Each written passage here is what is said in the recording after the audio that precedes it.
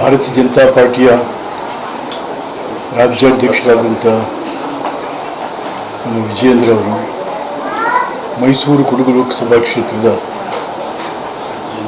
ಸಂಯುಕ್ತ ಪಕ್ಷಗಳ ಅಭ್ಯರ್ಥಿಗಳು ಮತ್ತು ಮಹಾರಾಜರು ಆದಂಥ ಯದುವೀರರವರು, ಬಹಳ ಜನ ಹಿರಿಯ ರಾಜಕೀಯ ನಾಯಕರುಗಳು, ಕಾರ್ಯಕರ್ತರುಗಳು, ನಮ್ಮೆಲ್ಲ ಸ್ನೇಹಿತರುಗಳು, ಮಾಧ್ಯಮದವರು ಸಮೇತ ಇವತ್ತು ಇಲ್ಲಿಗೆ ಬಂದಂಥದ್ದು ಭಾಳ ಸಂತೋಷ ತಂದಿದೆ.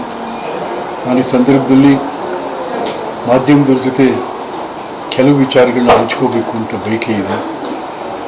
ಅದೇನಪ್ಪ ಅಂದರೆ, ಹಿಂದೆನೂ ಕೂಡ ಯದುವಂಶದ ಅರಸರು ಶ್ರೀಕಂಠದತ್ತ ನರಸಿಂಹರಾಜ ಒಡೆಯರವರು ಮೈಸೂರು ಲೋಕಸಭಾ ಕ್ಷೇತ್ರದ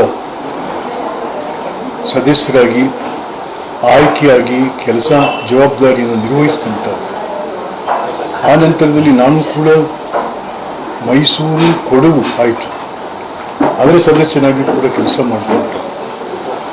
ಹಾಗಾಗಿ ಇವತ್ತು ಮೈಸೂರು ಅಂದರೆ ವಿಶೇಷ.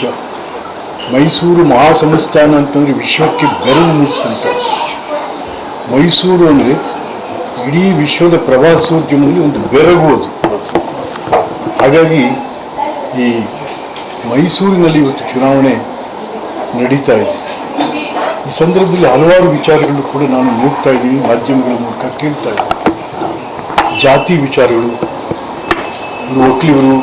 ಒಕ್ಕಲಿಗರಿಗೆ ವೋಟ್ ಕೊಡಿ, ಒಕ್ಕಲಿಗರಿಗೆ ಮೋಸ ಆಯಿತು. ದಯಮಾಡಿ ಹೇಳ್ತೀನಿ, ಕಾಂಗ್ರೆಸ್ಸಿನ ಹಿರಿಯ ನಾಯಕರುಗಳಿದ್ದೀರಿ, ತಾವು ಮುಖ್ಯಮಂತ್ರಿಗಳಿದ್ದೀರಾ, ಉಪಮುಖ್ಯಮಂತ್ರಿಗಳಿದ್ದೀರಾ. ಕಾಂಗ್ರೆಸ್ಸು ಜಾತ್ಯತೀತ ನಿಲುವನ್ನು ಒಪ್ಕೊಂಡು ಬಂದಿರತಕ್ಕಂಥದ್ದು. ನೀವುಗಳು ಯಾವುದೇ ಜಾತಿ ವಿಚಾರ ದಯವಿಟ್ಟು ಮಾತಾಡಬೇಡಿ. ಜಾತಿ ವಿಚಾರ ಮಾತಾಡಿ ಆ ಜನಾಂಗಕ್ಕೆ ಅವಮಾನ ಮಾಡಿಬಿಡಿ. ಒಕ್ಕಲಿಗರು ಅಂದರೆ ಯಾರು? ಅವರು ಭೂಮಿಪುತ್ರರು, ಅನ್ನದಾತರು.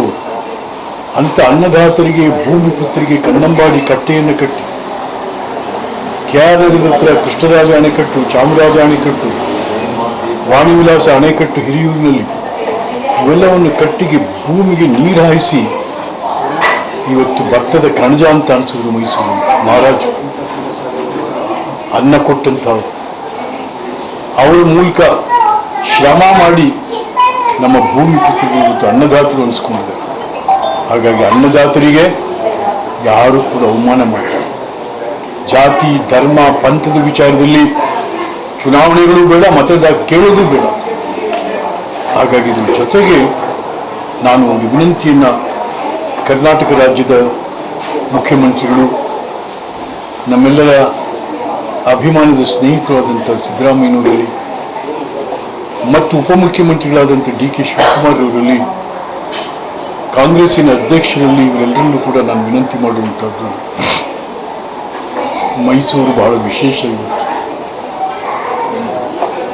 ರಾಜಪ್ರಭುತ್ವ ಮತ್ತು ಪ್ರಜಾಪ್ರಭುತ್ವ, ರಾಜಪ್ರಭುತ್ವದವರು ಪ್ರಜಾಪ್ರಭುತ್ವಕ್ಕೆ ಸುಧಾರಣೆ ಆಗಿದೆ.